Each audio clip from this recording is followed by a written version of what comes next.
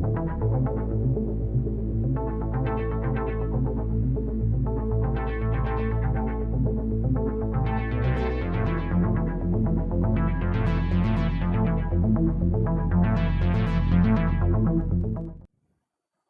छात्रों, स्वागत है आपका हमारे YouTube चैनल निधि एकेडमी पर।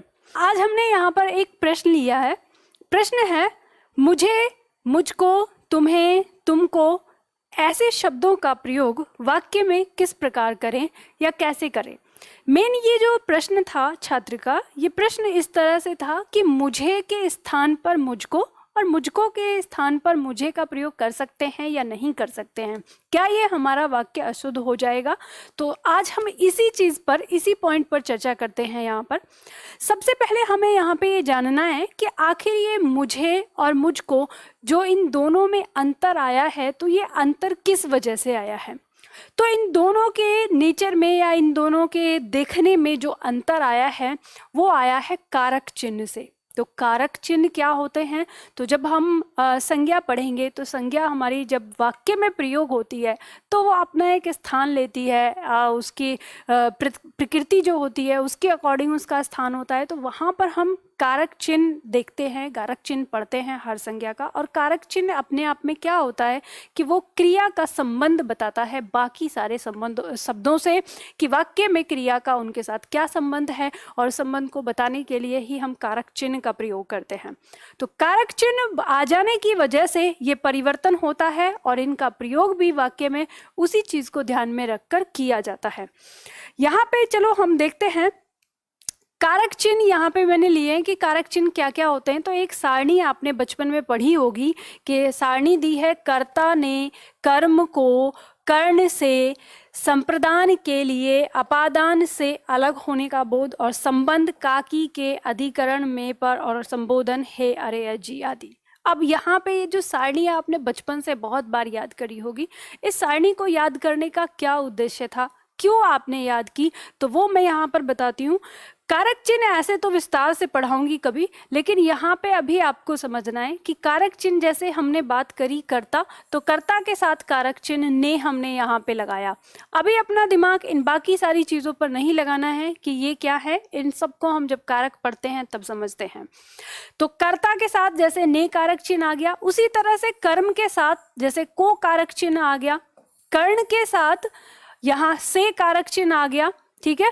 संप्रदान के साथ यहाँ के लिए आ गया, अपादान के साथ यहाँ से आ गया, संबंध के साथ काकी के आ रहा है, अधिकरण के साथ में पर आ रहा है।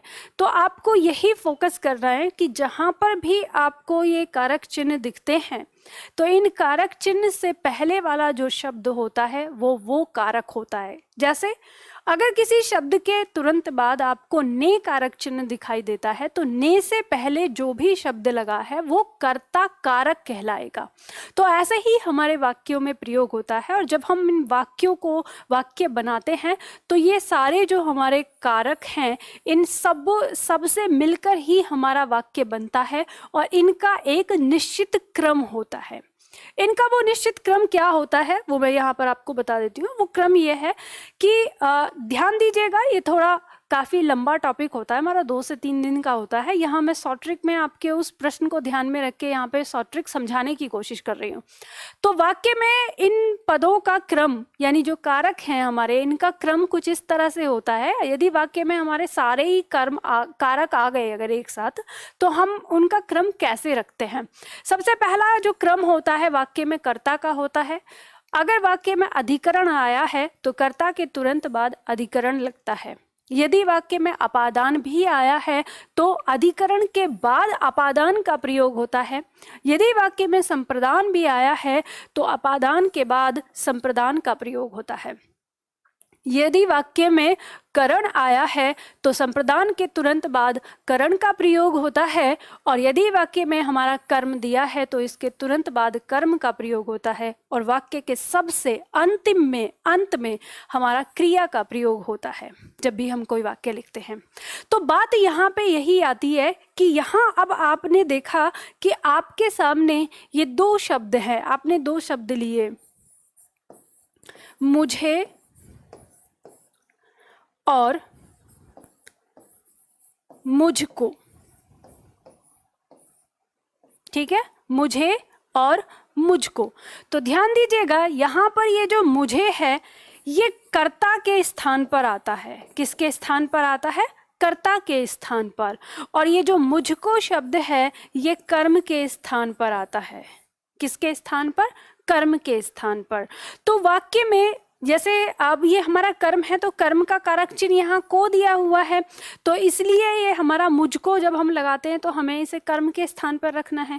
और यहाँ पे मुझे यानी मैं में हमने ने लगा के अब किसी काम के लिए मैंने भी, एक शब्द तो मैंने बनता है और दूसरा शब्द मुझे बनता है, तो कर्ता के लिए प्रयोग होता है यहाँ पर। तो यहाँ कर्ता के लिए हमने इसको प्रयोग किया। तो अब यहाँ पर आपको ये इसी बात का ध्यान रखना है कि जब भी आप मुझे शब्द का प्रयोग करेंगे इसका प्रयोग कर्ता के स्थान पर होगा, और जब भी आप मुझको का प्रयोग करेंगे तो इसका प्रयोग कर्म के स्थान पर होगा। इसी प्रकार से आपका शब्द है तुम्हें, ठीक है, और तुमको, इन दोनों का प्रयोग भी सेम तरीके से ही होगा।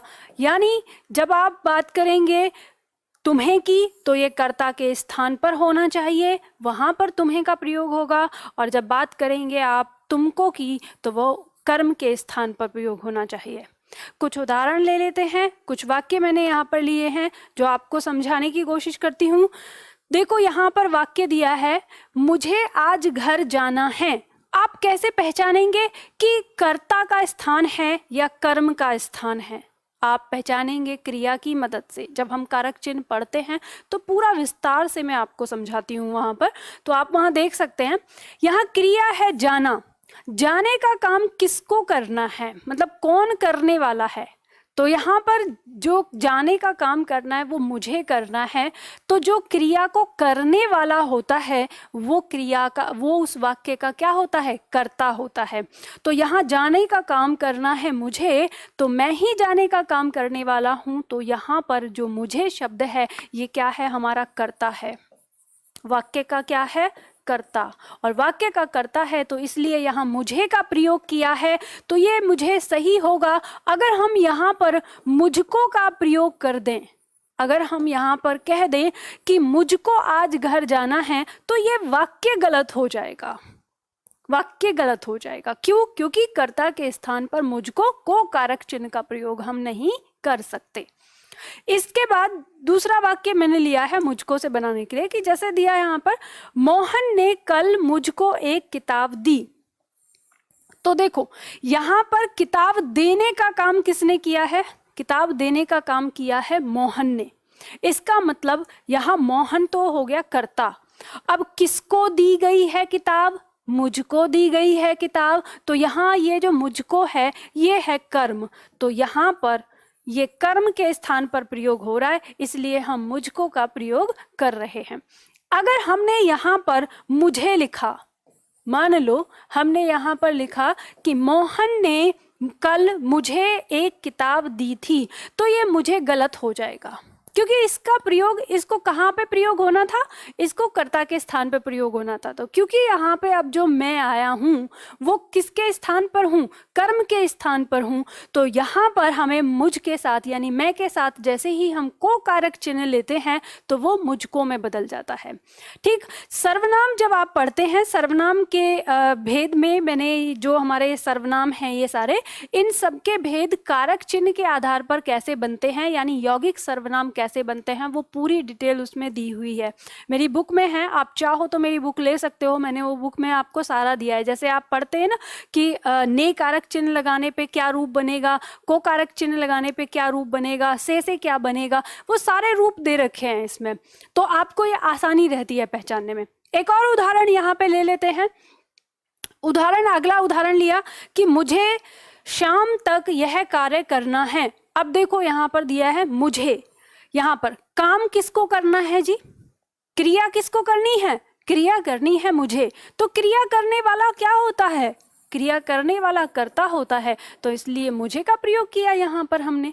अगर हम यहाँ मुझको लगाते कि मुझको शाम तक यह कार्य करना है तो वाक्य गलत होता, वाक्य में अशुद्धि होती। तो ध्यान रखिएगा, वाक्य शुद्धिकरण में भी आप इस चीज का प्रयोग कर, मतलब ध्यान रख सकते हैं। आपके एग्जाम में इस तरह से प्रश्न आ जाते हैं। दूसरा, मेरी माँ ने आज मुझको जल्दी बुलाया है।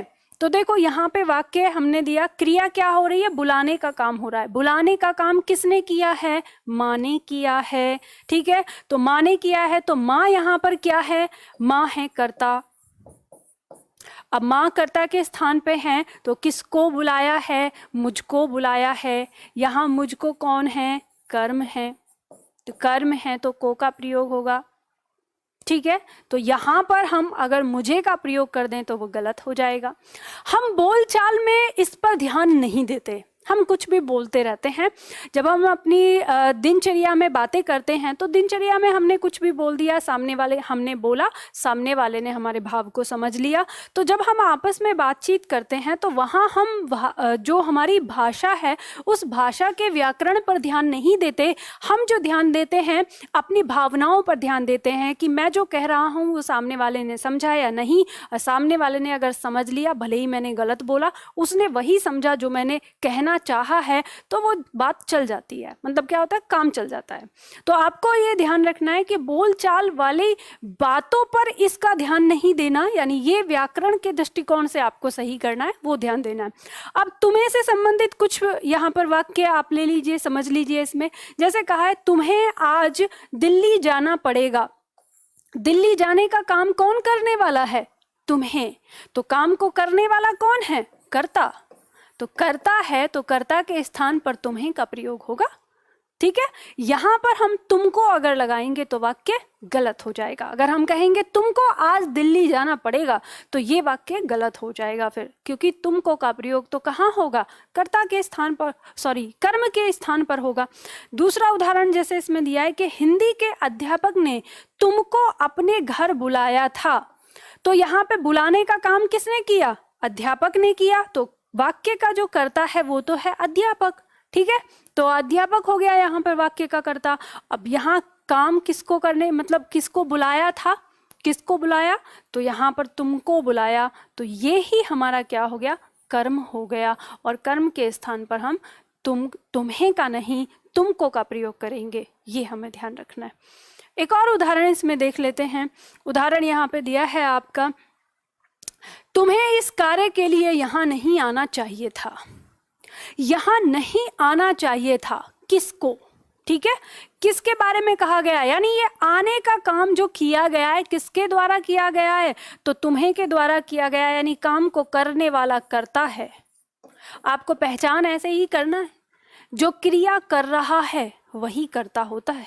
ठीक है, तो यहाँ पर अब ये कर्ता है, तुम्हें है, तो ये हमारा क्या हो जाएगा, तुम्हें का प्रयोग होगा। यहाँ हम तुमको का प्रयोग नहीं कर सकते, गलत हो जाएगा। उसी तरह से अजय कह रहा था कि कल उसने, अजय कह रहा था कि उसने कल तुमको पीटा था। पीटने का काम किसने किया, अजय ने। ठीक है, अब पीटने का काम अगर इस उपवाक्य के अंदर देखें तो उसने मतलब अजय ने। ठीक है, पीटने का काम उसने किया। पिटा कौन था, तो पिटा था यहाँ पर तुमको। तो तुमको ये किसके स्थान पर आया है, कर्म के स्थान पर आया है, इसलिए तुमको का प्रयोग होगा। हम यहाँ ये नहीं कह सकते कि उसने कल तुम्हें पीटा था, तुम्हें कर देंगे तो क्या हो जाएगा, गलत हो जाएगा। तो यहाँ पर कर्म के स्थान पर, इतना सिंपल है, इतना सरल है। बस एक छोटी सी बात आपको समझनी है। जैसे आप बात देखते हैं, आपको ये बात पता होगा, जैसे अंग्रेजी भाषा में भी आपने इस तरह का परिवर्तन देखा होगा कि जब आई जो हमारा वर्ड होता है उसको हम ये जब मान लो सब्जेक्ट के स्थान पर है और हम इसे जब ऑब्जेक्ट के स्थान पर ले जाते हैं, जब ऑब्जेक्ट के स्थान पर ले जाते हैं तो ये आई किस में बदल जाता है, मी में बदल जाता है। और जब इस मी को अगर हम सब्जेक्ट पे लेके आते हैं तो ये आई में बदल जाता है। ऐसा आपने वॉइस में पढ़ा होगा, जब वॉइस में हम परिवर्तन करते हैं। तो जैसे वहां पे आपने इस बात को समझा है कि आई कहाँ क्या है, सब्जेक्ट है इसलिए आई है, और जैसे ही इसको हम ऑब्जेक्ट के स्थान पर ले जाते हैं तो ये मी में परिवर्तित हो जाता है। वैसे ही हमारा हिंदी में भी इस तरह का परिवर्तन देखने को मिलता है। तो इसीलिए यहाँ पर इस बात का आप लोगों को ध्यान रखना होगा। तो ये बिल्कुल सरल, एकदम से बिल्कुल सिंपल चीज़ थी, इसमें ऐसा कुछ नहीं था जो आप नहीं समझ सकते। तो चलिए, उम्मीद करती हूँ आपको ये समझ में आ गया होगा। आज के लिए इतना ही करते हैं, फिर मिलते हैं अगली वीडियो में अगले टॉपिक के साथ।